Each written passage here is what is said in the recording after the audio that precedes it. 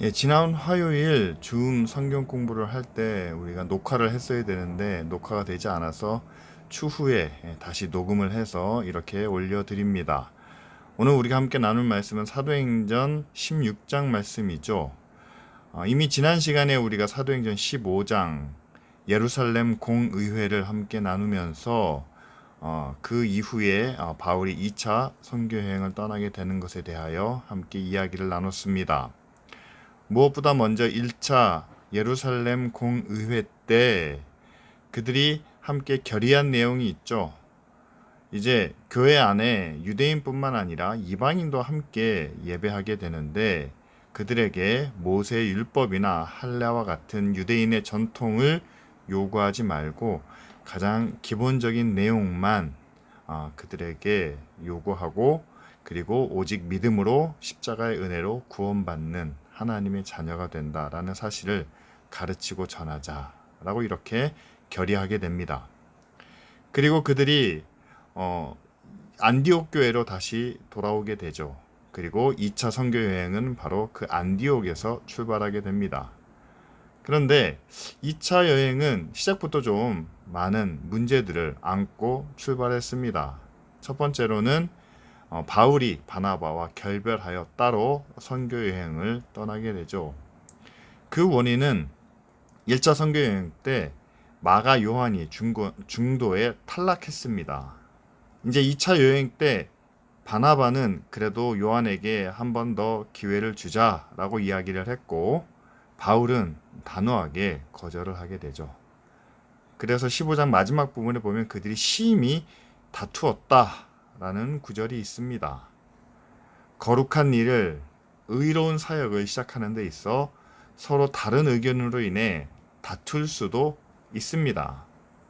하지만 그 다툼이 상대를 적으로 만들거나 또한 원수가 되어서는 안 되겠죠. 바울과 바나바가 아마 서로 원수처럼 헤어지진 않았을 겁니다. 그러나 다른 의견으로 인해 서로 각각의 선교 여행을 출발하게 되죠.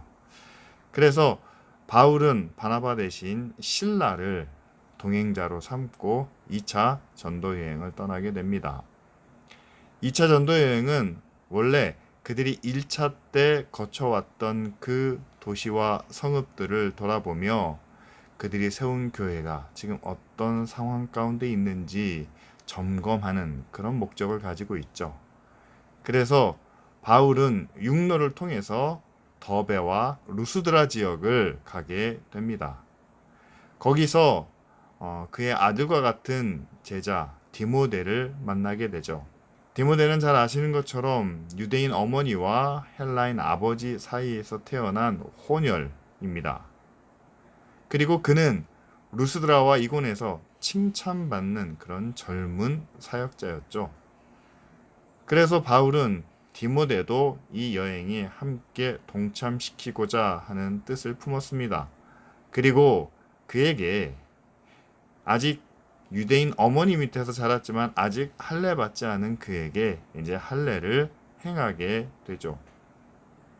자, 여기서 우리가 한 가지 문제를 한번 생각해 볼 수 있습니다. 이미 15장에 예루살렘 공의회에서 이방인들에게 더 이상 할례와 율법을 요구하지 말자라고 결의했습니다. 그런데 디모데에게는 왜 할례를 받게 했을까요? 아마 바울을 반대하는 사람들이 보면, 아니 왜 예루살렘 공의회에서 그렇게 이방인들에게 율법도 할례도 필요 없다라고 주장했던 바울이 왜 자기 제자 디모데에게는 할례를 받게 하느냐라고 트집을 잡을 수 있지 않을까요? 자, 그런데 여기서 우리가 생각해 볼 것은 이겁니다. 바울은 여전히 교회의 일원이 되기 위하여, 또 구원받은 하나님의 백성이 되기 위하여 할례와 율법은 필요하지 않다라는 주장을 바꾸지 않았을 겁니다. 다만 바울과 함께 이제 선교 여행을 떠나는데 그들이 지금 1차 선교 여행을 거쳐왔던 그런 도시와 마을들을 다니는데 대부분 그들이 회당에서 복음을 전했거든요. 회당 안에는 많은 유대인들이 있습니다.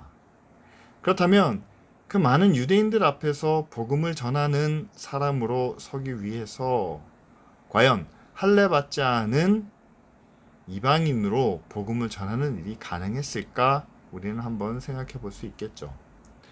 따라서 바울은 예루살렘 공의회의 결의에 반대하는 행위를 한 것이 아니라 구원받은 하나님의 자녀 또한 교회의 지체로서는 더 이상 율법과 할례는 필요가 없지만 그러나 많은 유대인들 앞에서 회당 가운데 복음을 전하기 위해서 디모데는 할례가 필요했다라고 여기지 않았을까 그렇게 생각을 합니다. 따라서 바울과 함께 세움을 입은 사역자 디모데, 목회자 디모데로서는 할례가 유익하다라고 판단했기 때문에 디모데에게 할례를 행한 것이겠죠. 그렇게 바울은 이제 실라와 그리고 디모데와 함께 여러 성을 다니며 예루살렘에서 작정한 규례, 다시 말하면 공의회에서 결의한 내용과 새로운 구원의 길을 가르쳐 지키게 했다라고 성경은 말하고 있습니다. 그러자 교회는 믿음 안에서 더 굳건해지고 또한 성도들의 수는 점점 더 늘어갔다라고 이렇게 말하고 있죠. 자, 그럼 바울이 거쳐가는 경로를 우리가 한번 생각해 보기를 바랍니다. 지도에 보면 안디옥에서 출발한 바울과 실라가 더베와 루스드라를 거쳐 그리고 이고니온에서 디모데를 만나고 그리고 난 다음에 그들은 점점 서쪽으로 가면서 무시아 지역의 두아디라 노란색으로 표현되어 있는 지금으로 말하면 터키 그때 당시에는 소아시아 지역으로 가고자 했다라고 성경은 이야기합니다. 하지만 성령께서 예수의 영이 그들을 허락하지 않으셨다라고 말하죠. 그래서 그들은 이 노란색 지역으로 가지 못하고 그 테두리를 빙 돌아서 결국 서쪽 끝에 있는 항구 도시인 드로아까지 이르게 됩니다. 그리고 드로아에서 그들이 기도하는 가운데 환상을 보게 되죠. 마게도니아 사람이 그들을 향하여 건너와서 우리를 도우라 라는 그런 환상을 보게 되고 이들은 그것이 자신들을 부르시는 하나님의 부르심이라 믿고 이제 배를 타고 마게도니아 지역으로 건너가게 됩니다. 자, 여기서 우리가 한번 생각해 봐야 되겠죠. 원래 2차 선교 여행을 떠나면서 그들이 생각했던 것은 그들이 전에 1차 때 다녀왔던 곳을 점검하면서 바르게 교회가 세워져 있는지를 그렇게 알아보는 또한 그런 가운데 바울은 원래 소아시아 지역으로 가고자 하는 그런 마음을 품고 있었죠. 자, 그런 소망이 그런 마음이 뭐 잘못된 걸까요? 아니면 뭔가 문제가 있는 걸까요? 아니요, 전혀 그렇지 않습니다. 그런데 그들이 아시아 지역으로 가고자 했지만 성령은 그것을 허락하지 않으셨다라고 성경에 나오죠. 하지만 그들이 중간에 그것을 중단하거나 다시 돌아간 것은 아닙니다. 계속해서 아시아 지역을 뺑 둘러서 서쪽으로 드로아까지 이르게 되죠. 그리고 드로아에서는 그들이 환상을 보게 됩니다. 건너와서 우리를 도우라. 자, 이 환상 가운데 나타난 그 부르심을 어떻게 하나님의 부르심이라고 분명히 확신하고 또한 그들이 그것을 실천으로 옮길 수 있었을까요? 자, 우리가 계획한 일이 제대로 실천되지 않을 때, 또 우리가 생각한 대로 일이 풀려지지 않을 때, 그것을 우리는 하나님께서 막으시는 것으로 그렇게 판단할 수 있을까요? 뿐만 아니라 환상 가운데 들려지는 음성, 그것을 모두 다 하나님께서 우리를 부르시는 것으로 그렇게 이해해도 되는 걸까요? 사실 이 부분에 있어서 우리가 하나님의 음성을 듣는 법, 하나님의 뜻을 깨닫는 법, 자, 이런 내용으로 많은 이론과 또한 가르침들이 있습니다. 근데 여기서 우리가 분명히 깨달아야 될 것은 하나님께서 우리를 부르시고 인도하시는 데는 두 가지 방법을 사용하신다는 사실이죠. 첫 번째는 이런 하나님께서 직접 어떤 능력으로 또한 하나님의 섭리 가운데 막으시는 그런 영적인 증거가 있습니다. 바울이 가고자 했지만 가지 못하게 하시는, 그리고 환상이나 계시나 또는 음성을 통해서 직접적으로 부르시는 그런 영적인 증거 또한 신령한 어떤 증거가 있죠. 그런데 그것만으로 이것이 전적으로 100% 하나님의 뜻이고 하나님의 계획이다 라고 단정하지 못하는 것은 우리가 온전히 하나님의 말씀만을 깨닫고 또한 듣는 것이 아니라 세상의 온갖 여러 가지 옳지 않은 그런 영적인 소리까지도 우리는 들을 수 있기 때문입니다.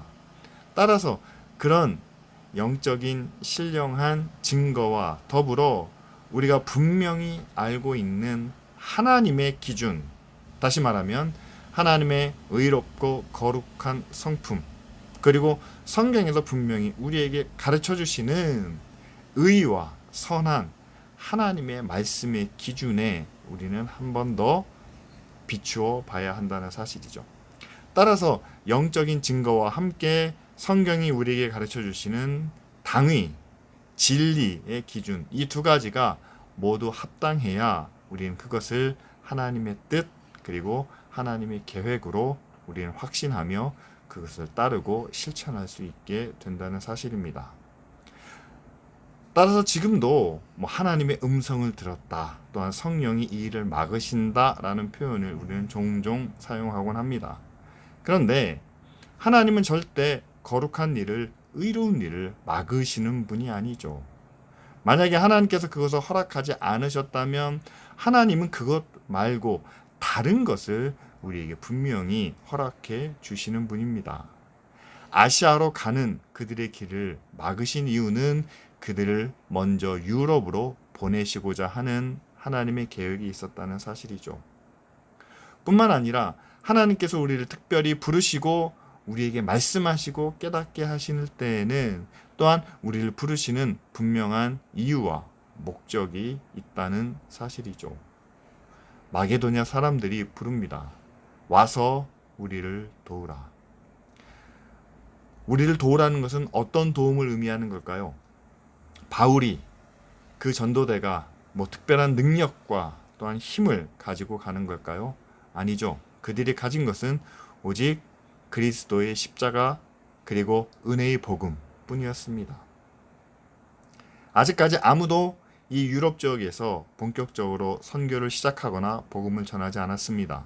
따라서 마게도냐를 향하여 주의 복음을 전하는, 그래서 구원의 길을 여는 그런 하나님의 인도하심이 분명히 이 환상을 통해서 바울과 그 선교에 참여한 모든 사람들의 마음에 함께 나타나지 않았겠습니까? 이렇게 영적인 증거와 함께 우리가 그 일을 해야 하는 하나님의 기준, 당위의 기준에 맞았기 때문에 이들이 배를 타고 드로아에서 이제 마게도냐 지역으로 건너가게 됩니다. 자, 이렇게 유럽으로 건너간 이제 바울과 바나바가 어디서 복음을 전했을까요? 예, 지도를 보시면 그들이 드로아에서 배를 타고 이제 네아폴리의 항구에 도착하게 됩니다. 그래서 그들이 첫 번째로 찾아간 도시가 바로 빌립보죠. 빌립보에서의 사역에 대해서 성경은 이렇게 기록합니다. 그들이 안식일에 기도할 곳을 찾지 못했다. 자, 이전 1차 전도 여행과는 다른 모습이죠. 유대인들이 모이는 회당이 없었다는 사실입니다. 그래서 그들은 강가로 나가게 됩니다. 거기서 만난 사람들은 바로 이방 여인들이었죠. 여러분, 지금보다 2000년 전에 중동 지역에서 일어난 일입니다. 이제 그들이 유럽으로 나아가서 마게도냐 지역에서 복음을 전하는데 유대인 남자들이 이방인들을 만나는 것도 쉬운 일은 아닙니다. 그런데 이방 남성도 아닌 이방 여성과 함께 이야기를 나눈다? 그들이 따로 모이는 모임의 장소도 회당이 아닌 그들이 뭐 빨래하러 나온다든지 아니면 여자들끼리 함께 수다를 떨기 위해서 모여 있는 그런 장소에 가서 복음을 전한다. 바울과 함께 복음을 전하는 이들에게 있어서는 어떻게 보면 가장 원하지 않는 가장 마지막 선택이었을 가능성이 크죠. 그들은 먼저 그래도 하나님을 아는 유대인들이 모여 있는 회당에서 복음을 전하는 것을 그들이 선호하지 않았을까요? 그리고 이방 여인들보다는 남성들에게 먼저 복음을 전하고 그 남성들을 통해서 그 온 집이 함께 구원을 받는 그런 과정을 원하지 않았을까요? 하지만 하나님의 부르심을 받고 찾아간 첫 번째 선교지인 빌립보에서는 그들이 선택할 수 있는 가장 마지막 선택 방법을 통해서 하나님의 복음이 교회가 세워지는 것을 보게 하십니다. 그래서 그곳에서 만난 여인 가운데 두아디라의 루디아를 만나게 하시죠. 루디아는 아마 천을 만들어서 파는 상인이었던 것 같습니다. 그런데 이미 하나님을 알고 섬기는 그런 여인이었죠. 그래서 마음을 열어 바울의 말을 따르게 하시고 뿐만 아니라 그의 초청으로 그녀의 집에 가서 복음을 전했을 때 온 집안 식구들이 다 세례를 받음으로 빌립보에서의 첫 번째 교회가 아마도 이 루디아의 집에서 시작되지 않았을까 우리는 그렇게 생각할 수 있습니다. 자, 루디아의 집을 하나의 기지로 삼아서 이제 바울은 빌립보에 있는 여러 사람들을 만나면서 복음을 전하게 됩니다. 그런데 그 일이 그렇게 수월하거나 편안하지는 않았겠죠. 그가 만난 사람 가운데 귀신 들린 소녀가 있었습니다. 성경은 이 소녀가 바울과 그 일행에 대하여 하나님이 보내신 사자고 또한 구원의 복음을 전하는 이들이다 라고 외치게 하십니다. 틀린 말은 아니죠. 그런데 멀쩡한 사람이 제정신으로 또 많은 사람들에게 인정받는 그런 방법으로 그렇게 이야기를 했다면 아마 사람들이 바울과 그 일행을 다르게 보지 않았을까요? 그런데 귀신 들린 소녀가 길거리를 다니면서 고래고래 소리를 지르며 외치는 겁니다. 그러니까 바울이 또한 그 일행이 이 소녀를 굉장히 귀찮게 여겼고 뿐만 아니라 그것 때문에 고통을 당했다라고 이렇게 성경은 이야기하죠. 그래서 바울이 그 소녀의 귀신 들린 것을 고쳐주게 됩니다. 귀신이 그 소녀를 떠나게 되고 그 소녀는 온전한 정신으로 돌아오게 되는 이건 기적과 같은 일이 아닙니까? 하나님의 능력이 바울을 통해서 빌립보에서도 나타나게 된 거죠.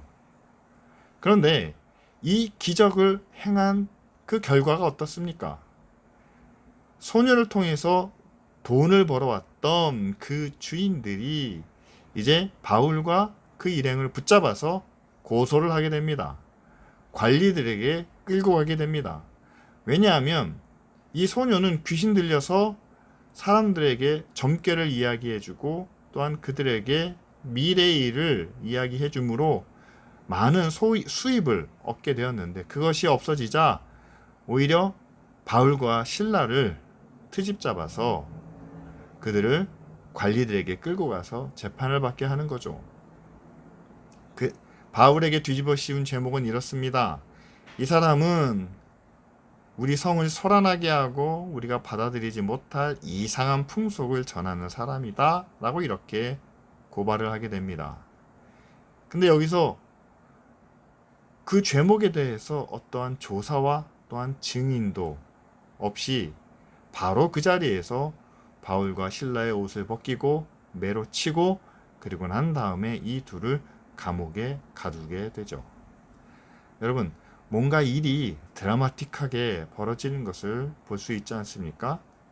빌립보에서 복음을 전하기 시작했는데 귀신 들린 소녀가 바울의 모습을 있는 그대로 드러내게 됩니다. 지극히 높은 하나님의 종, 구원의 길을 전하는 자다. 그런데 이것이 사람들에게 긍정적으로 받아들인 게 아니라 도리어 바울을 괴롭게 했다는 사실이죠. 그래서 하나님의 능력으로 기적을 나타냅니다. 아, 빌립보에서도 하나님의 능력이 나타날 수 있구나. 하나님의 영광이 나타나고 있구나. 우리는 그렇게 생각해야 되는데 오히려 바울과 실라가 그것 때문에 붙잡히게 되고 매를 맞게 되고 감옥에 갇히게 된다는 사실이죠. 그런데 감옥 안에서도 바울과 실라는 어떻습니까? 그들의 손발이 묶여있는 가운데 그들은 기도하며 하나님을 찬양하고 있습니다. 또 한 번의 드라마가 펼쳐지는 거죠. 그 고난 가운데 그 쓰리고 아픈 상처를 온 몸으로 느끼며 하나님을 찬양했을 때 그때 하나님께서는 그 옥문에 지진이 일어나게 하시고 옥문이 열려 그들이 자유롭게 도망할 수 있는 그런 상황을 만들어 주신 거죠. 그런데 자, 지진이 일어나서 감옥문이 열리는 것이 바울과 실라에게는 굉장히 기쁨의 소식이고 그들을 자유롭게 하는 일일 수 있습니다. 하지만 반대로 그 감옥을 지키는 간수장에게는 이 지진이 어떤 일일까요? 모든 죄수들이 다 도망가 버리고 없으면 이제 자기가 목숨을 잃을 수 있는 그 책임을 져야 하는 그런 일이겠죠. 하지만 바울과 실라는 도망가지 않습니다. 오히려 자살하려는 간수장에 가서 우리는 도망가지 않았다라고 선언하게 되죠. 그렇게 간수장은 바나바와 실라를 데리고 자기 집으로 가서 씻기고 또한 그들의 복음을 듣게 됩니다. 여기서 그 유명한 주 예수를 믿으라 그리하면 너와 내 집이 구원을 얻으리라 라는 복음이 바울을 통해서 그 간수장의 모든 가족들에게 전해지게 되죠. 그래서 그 집에 있는 모든 사람들이 이 복음을 듣고 또한 믿고 세례를 받게 됩니다. 빌립보에서 두 번째 세워지는 교회가 이 간수장의 집에서 일어나게 되죠.